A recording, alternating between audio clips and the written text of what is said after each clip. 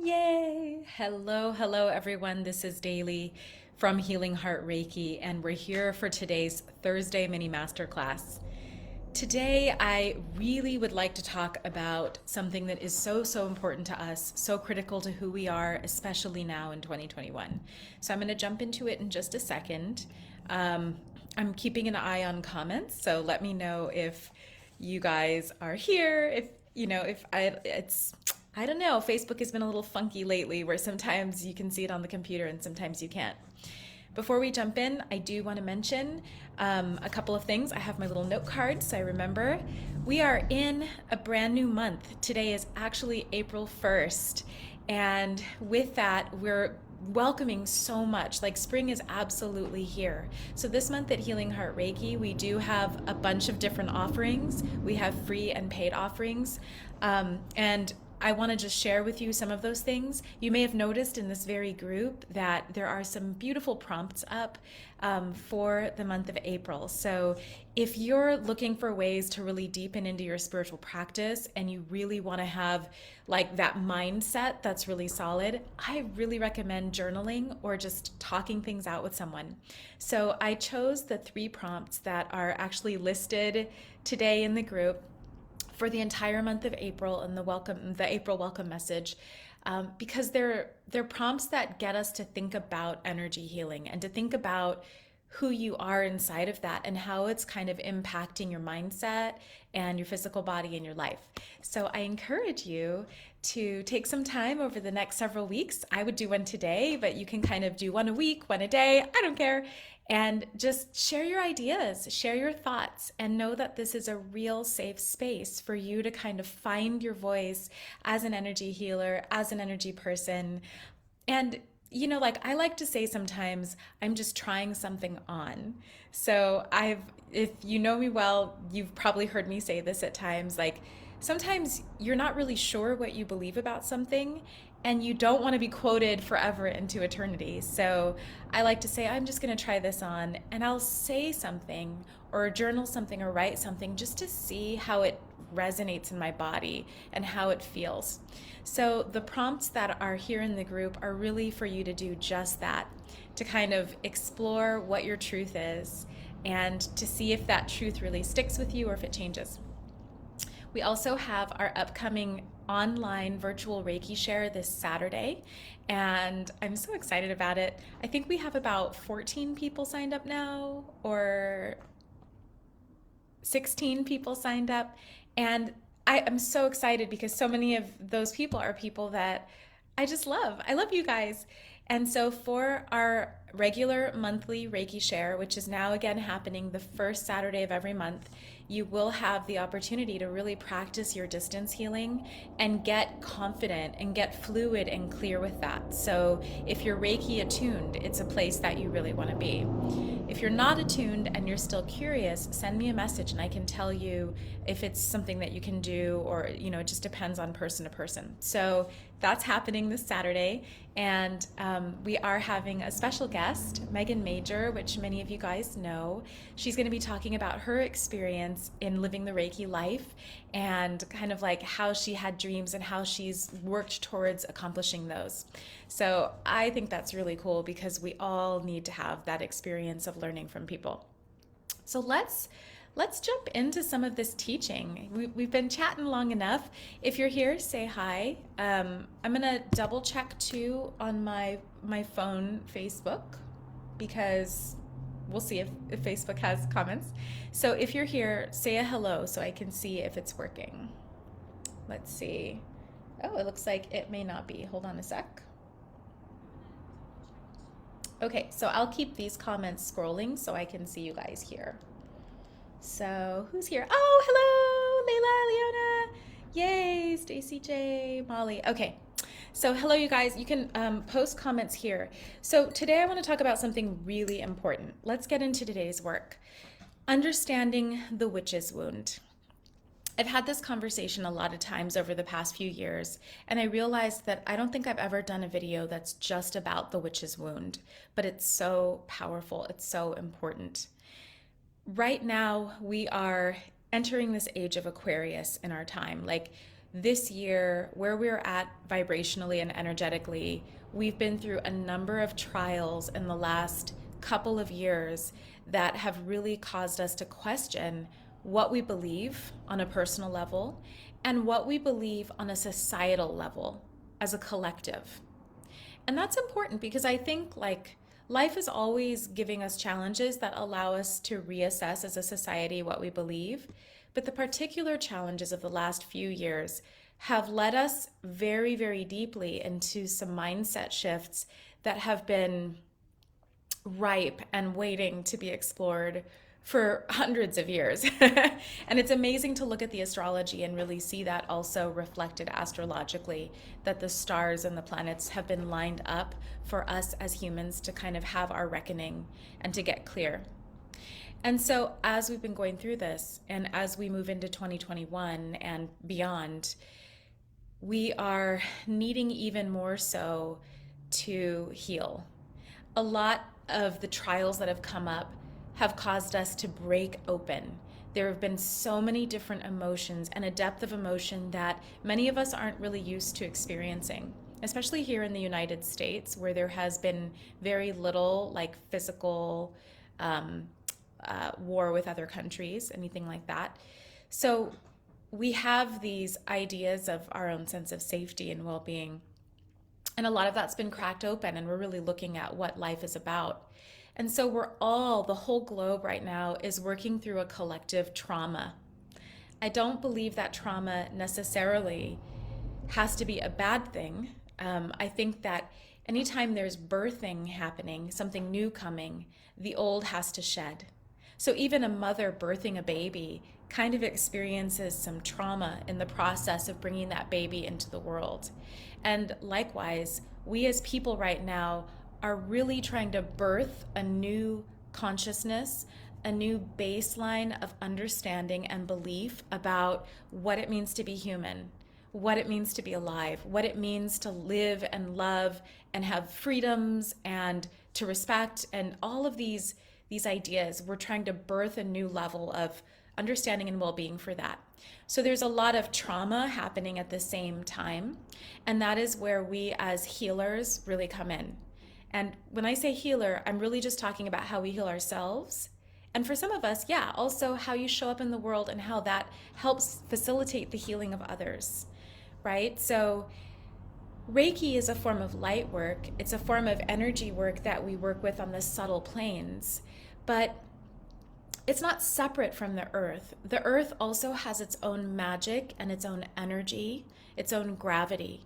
And the wisdom of that traditional means of healing with the earth has been here on the earth for as long as we've been alive. Earth magic is a real thing.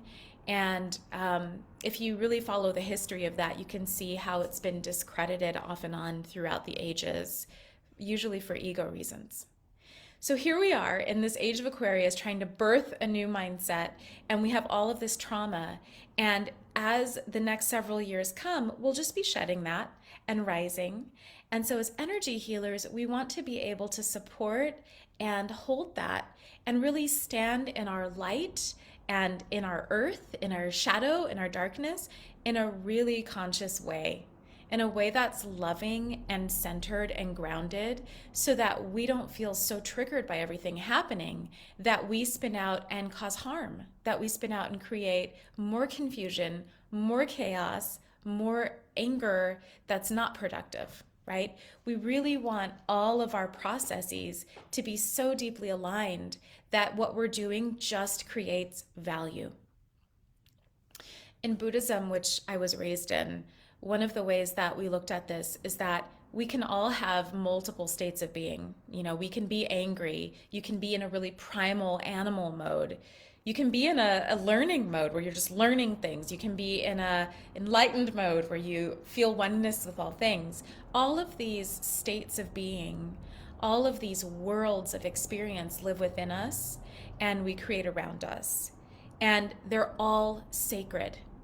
Even when you're in a state of hell, even when you're struggling, that also has its sacredness. So we want to be so aligned in ourselves that even from a state of hell, or even from a state of hunger or anger or animality, the actions that we take, even if they appear violent on the outside or they appear roused, right? They're very base energies, they're still actually creating value. And a really great example of that is when you see well-organized protests and people may be upset, they may be, but the energy of that is so fervent that the whole world stops and listens, and then change happens, right? So all of that, that ocean of energy actually gives birth to new things. And that is an enlightened or a deeply aligned form of living in this embodied state and just living our lives, right? So the challenge with this is that many of us, especially if you do feel a call to metaphysics or energy healing or light work, you probably, that call that you feel probably resonates from other lifetimes, from other lives that you've lived, or even perhaps through your actual DNA, through your blood and through your cells. We now know through science, which is slowly catching up with traditional magic, that there are epigenetics. There are feelings and emotions that can live in our bodies regardless of time, right? So like a woman now or a child born today can actually have the resonance of stress and the impact of stress that its mother experienced before the child was born. It's somehow carried on through the DNA chain. There's some amazing studies about this, and if any of you that are listening know, I invite you to post those articles and those studies in this group, because I think as light workers, it helps to understand physically how that's working. For me, I understand the energy, right? So what my mother experienced, what my grandmother experienced, what my grandfather experienced, what has happened in the generations before me that gave birth to me in this body, those stories and resonances, those bright senses of joy, those traumas, those senses of entitlement or the sense of oppression, all of that resonates through our blood, through our DNA. It actually is birthed again through us and will be through our children. And that doesn't mean that we are victims of that. You can clear and shift that patterning. You can change those resonances. But the first step is understanding that you didn't just pop up here out of nothing. Like, you are part of a chain of the cycle of life. And so the resonances that you carry, sometimes when you just have these deep feelings that are laid into your body, it helps to understand that that is a generational piece that needs healing, loving, and clearing. And a big piece of that for us as light workers is the witch's wound. Who here knows what the witch's wound is? Let's get into this. I'm going to check comments really fast. Let's see. Oh, wow. Happy anniversary of moving, Molly. Yay. I'm so glad you guys came to California. Okay, so let's talk about the witch's wound. I don't see any questions. I don't see comments. Who here knows what the witch's wound is? If you do, let me know. So the witch's wound. In every continent on this planet, witches have been persecuted. Witch is just one word, right? And it comes from one region. Like, generally, I think people have traced it back to like Germanic regions or the UK. I should have done my research this morning. But the word witch, actually, they say, comes from the word witta, which means wise or wise one. And witches were often seen in their time as people, just people like you and me, who had a little bit of extra wisdom, had a little bit of extra insight. Their chakras were buzzing, their awareness was rich, and through their very clear sight about what was happening in the world, they could offer support and wisdom. They had a sense of connection with plants or with the natural earth because they were very grounded in that wisdom, which we all have, but a lot of us don't listen. And so witches have often been feared because they have appeared to see things that nobody else can see. They have appeared to sense things that other people aren't quite sensing.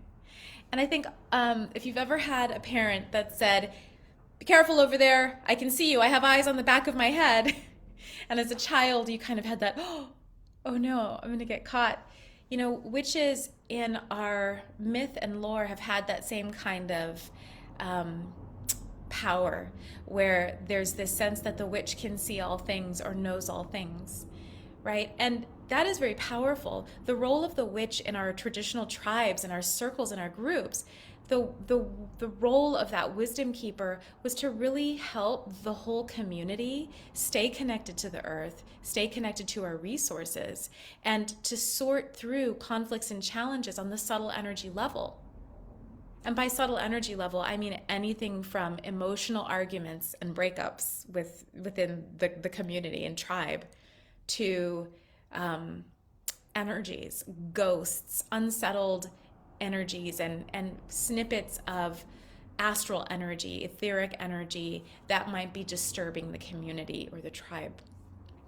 So you would think this is a good thing, but part of our human nature is that we have ego and we get scared. And I don't want to get too long-winded in my story, so I'm going to shorten it a little bit in saying that over the ages, witches have often been demonized because of fear. When the Christian church began to develop in its momentum, it wanted superiority and it wanted sovereignty. The church was tied with money and finance, royalty and power. And that doesn't have to be a bad thing, but at times in history it has been. And so the church realized that witches were not good for business, that if people in a community were getting their wisdom and doing what Lucy over here said to do, and she's just this woman that's like picking her herbs and she's healing people's wounds. There was this concern that having that kind of healing and having that kind of strong voice would draw people away from the church and draw them away from the sanctified teachings of the church, which were a whole sort of economy and spiritual belief system in and of itself. Now that might sound like really Daily, but if you think about it, Christianity has spread across the entire world. There are other large religions that have done the same thing. This is not just in Christianity. We see the same demonization of witches in other areas where large religions have been at play and have tried to corner the market. So same thing happens in other religions. But basically, especially here in the West, when Christianity got its momentum going and temples started closing of other religions, goddess wisdom started closing, and the idea that people could source wisdom from within was no longer a thing. Churches really tried to keep a handle on that. And that is why when you look at the late 17 and 1800s, you couldn't just go and listen to a tarot reader. You couldn't just fool around and channel spirit without being called a witch, because it had to be sanctified by the church. You had to have laying on of hands through the church for that to be a safe thing. So there's a lot of politics in this. And what the church did to ensure this was they burned witches. The Inquisition was huge. It spread all across Europe, and there have been other inquisitions in other countries and continents. Today, in parts of Africa, people are still stoned to death if they are considered to be witches. And in other countries as well. And even here in the United States, we had our Salem witch trials, and that fervor of the witch burnings came.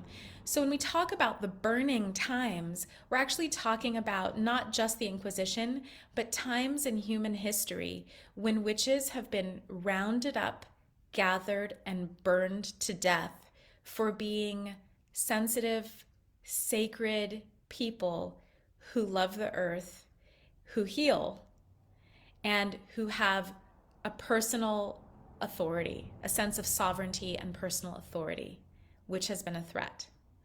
And sometimes people who haven't been witches have been called witches just so they could be rounded up in the same way. And people who are free thinkers, creative thinkers, have just been wiped out.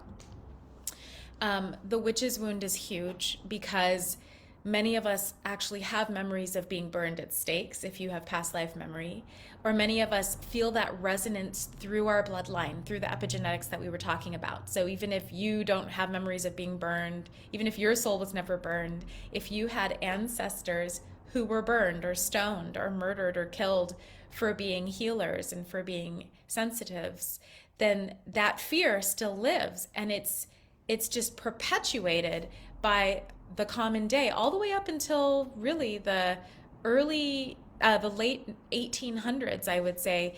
It has just been perpetuated by this belief that you should not be intuitive or healing or know magic or talk to spirits or anything like that. And that if you do, that's something to keep under wraps and undercover or else, right?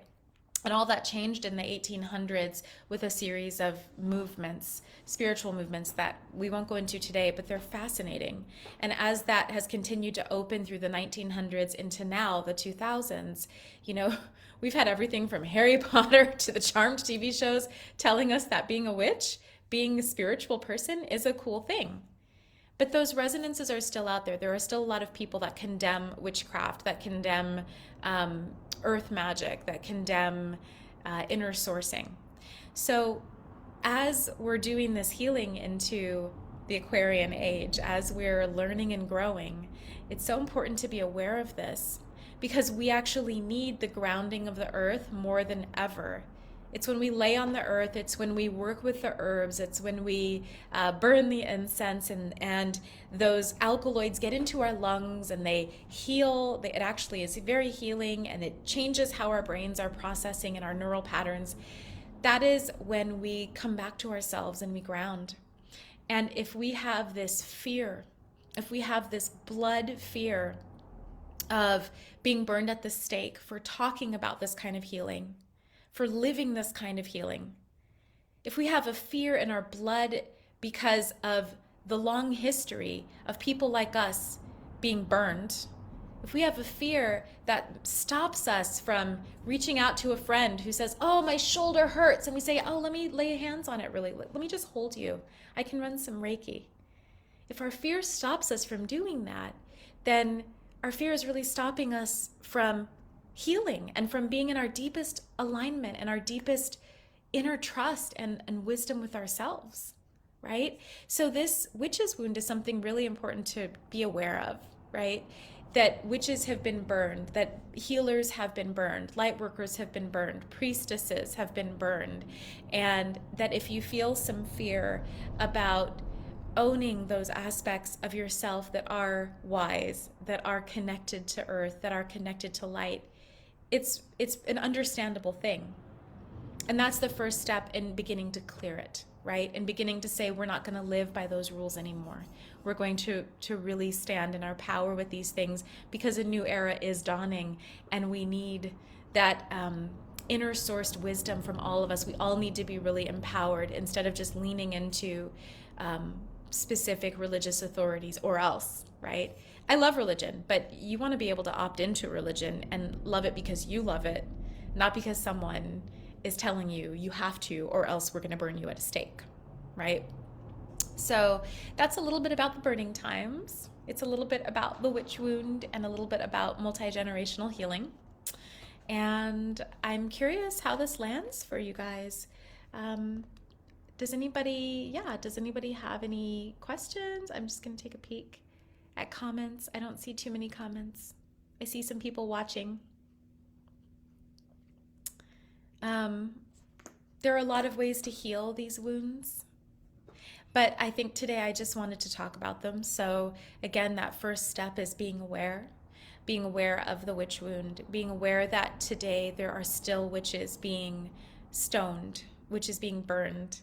In my family, like in the Mexican American side of my family, we've talked before about the difference between a bruja and a curandera, right? And one, like the bruja is a witch, and that's seen as like evil. That's just how it's, and that's probably because Mexico and Mexican America is so aligned with Catholicism much of the time. So, witches are considered to be evil, whereas the curandera, the healer, is considered to be good, right? And yet, I think that kind of languaging just further creates a divide.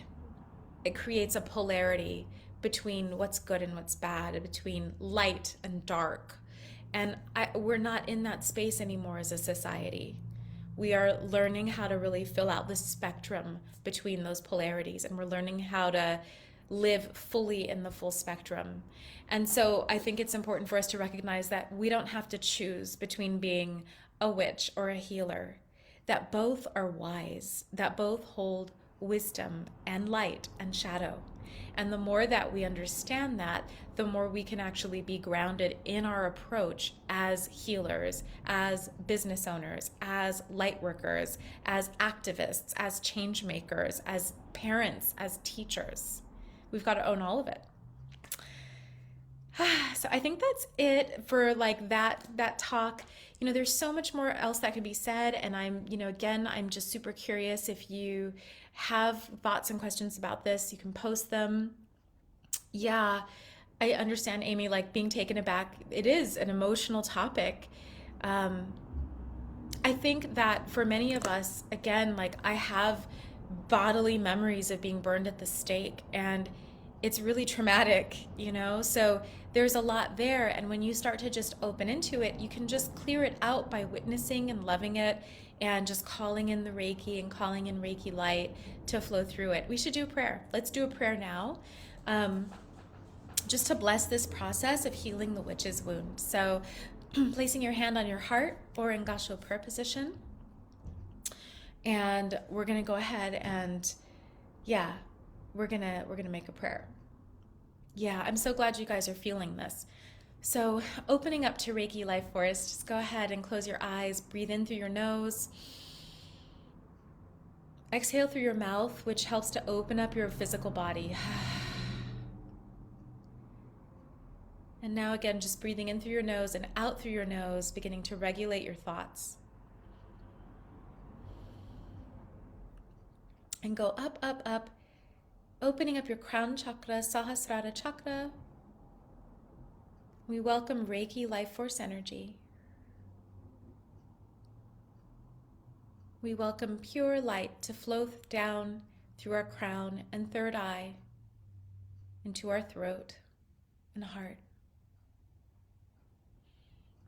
Just welcoming that light to flow wherever it needs to flow in our bodies, into our solar plexus, sacral plexus, and root. We welcome Reiki Life Force energy. We ask for this universal light to flow through.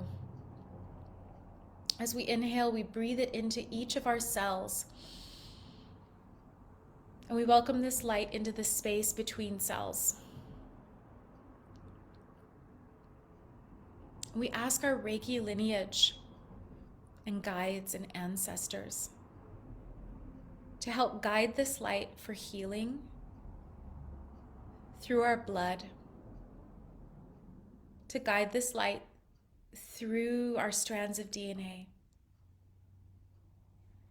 to help soothe, calm, and clear any places within our blood history where the witch's wound or the burning times have created fear and have stopped us from truly living our purpose in this life. And I'm also seeing in this resonance space that within us also is living, in many people, guilt. The guilt for having burned witches, the guilt for not understanding, the guilt for making decisions that later were understood to be not the best decisions, not the decisions best aligned in love. So we welcome Reiki light to flow through and to offer healing and clearing on all sides of the burning times. The burning in all countries, the burning happening today, and the burning that has happened in the past. For all moments are in this moment. We welcome the light, Reiki, Reiki, Reiki light, to flush through, to transmute, clear and transmute.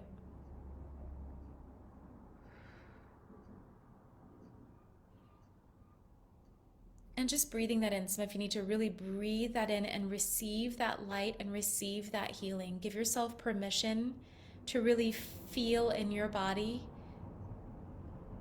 where some grief may be living or where some of this pain may be living. And to actually just begin the process in this call, in this space of receiving healing into that which is wound. Knowing that that healing may continue for you for quite a while, for a long time, but that you're now opening to really receive nourishment, knowing you are safe to be wise. You are safe to heal. You are safe to be named a witch, a priest, a priestess, a healer. You are safe to trust your intuition. There is no burning here. We stand up. We are strong. We release that vibrational resonance of burning or needing to be burned. We are here to birth a new age. You are safe to stand in your light as a healer and your shadow as a healer. You are safe to own your power as a witch, as a light worker, as a human. Oh, that's better. It's starting to move. So just breathing that in, actually inhaling through your nose and allowing oxygen and light to really penetrate again all the way down into the cellular level, inside of the cells, in the space between cells, in the strands of your DNA. Trusting and knowing that you are safe to be a light worker and safe to do healing and be healed. And that your shedding and clearing can be effortless, easy, and blessed.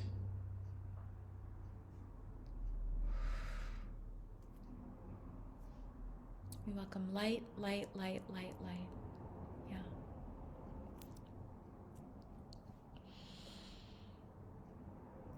So just taking 3 breaths. Again, hands on heart. Really focusing that light wherever you need to in your body. Knowing it's okay if you feel a little stirred up. But now the energy is moving. You've initiated some really beautiful healing that will allow you to really anchor into your being, anchor into your work. Yeah, that's beautiful. I see some cords releasing. That's great. We give thanks again to our guides and our ancestors and to Reiki Life Force. And we ask that this flow of healing around the witch wound continue for as long as it needs to continue, but also cocooned in light so that we can continue as waking, working beings to go about our days, to do the work that's in front of us without being stopped in our tracks by that healing process. We are open to instantaneous and spontaneous healing and miracles. And as we now step into our power as magical people, as loving heart-based humans, as we own our gifts and tools, our skills, we ask that all others who are owning their wisdom and magic and sovereignty, all other witches who are working in alignment as for the highest good, also be liberated and free from all oppression.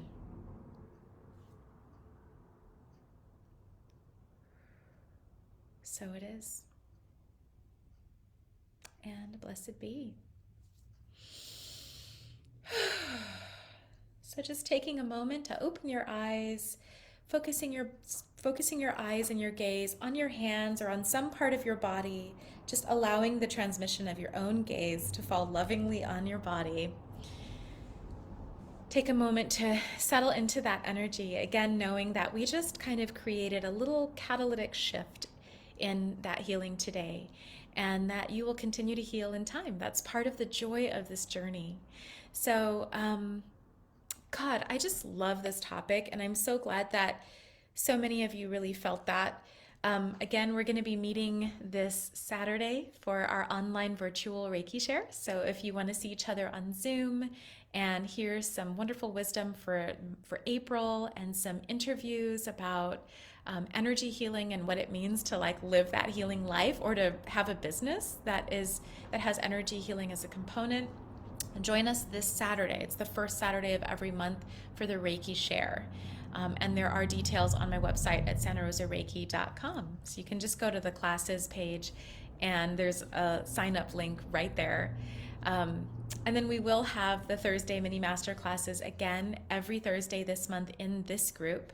So I'm not posting the topics. I have so many topics, but I'm realizing that I'm just liking the freedom this month of being spontaneous. So I do have some ideas. I was going to do, I would love to do some more talking about abundance and clearing some things around abundance for us as light workers, but we're just going to do Thursday mornings at 9:30 Pacific.